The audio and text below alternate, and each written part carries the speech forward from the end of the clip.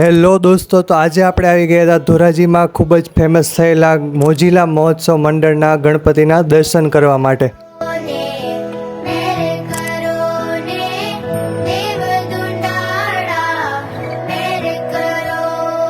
અહીંની ખાસ વિશેષતા એક એ હતી કે અહીં બાળકો માટે ખાસ અલગ અલગ પ્રાણીઓ રાખી અને એક જંગલની થીમ ઉપર આખું પ્રદર્શન રજૂ કરેલ।